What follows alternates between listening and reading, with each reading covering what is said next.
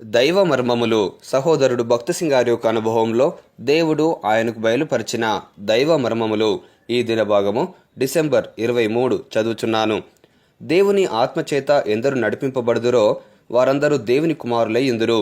రోమిలకు రాసిన పత్రిక 8వ అధ్యాయము 14వ వచనము.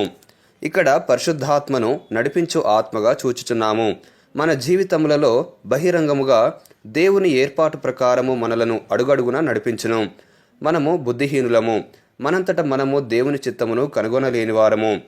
మీరు దేవుని చిత్తమును కనుగొంటిరా అని పాస్టర్లను, విద్యావేత్తలను చాలామందిని అడిగి తిని, దేవుని చిత్తమును మీరు ఏ రీతిగా కనుగొనిరి? వారు కలవరపడి సమాధానమేమియూ చెప్పలేకపోయిరి. వారు బైబిలు కంఠోపాఠముగా ఎరిగి ఉన్నప్పటికీ దేవుని చిత్తమును ఎట్లు కనుగొనవలెనో వారికి తెలియకుండెను. క్రైస్తవ జీవితములో ఇది ఎంతో ప్రాముఖ్యమైన విషయము. ప్రభువైన యేసుక్రీస్తు తన జీవితమంతయు తండ్రి చిత్తమును చేయుటలోనే గడిపెను.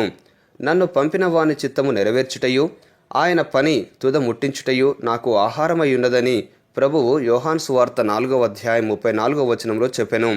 గెత్సేమనే తోటలో కూడా నా ఇష్ట ప్రకారము కాదు, నీ చిత్త ప్రకారమే కానిమ్ము అని ప్రభువు ప్రార్థించెను. కనుక మనము ప్రభువు చిత్తము ఎరుగుటలో అవివేకులముగా ఉండకూడదు. ఎఫెసీయులకు రాసిన పత్రిక 5వ అధ్యాయము 17వ వచనము. ముగింపు మాటలు. నేటి దినవాక్యం ద్వారా ప్రభు మనలను ఆత్మీయంగా నడిపించి సహాయపడి సమృద్ధిగా ఆశీర్వదించునుగాక. ఆమెన్.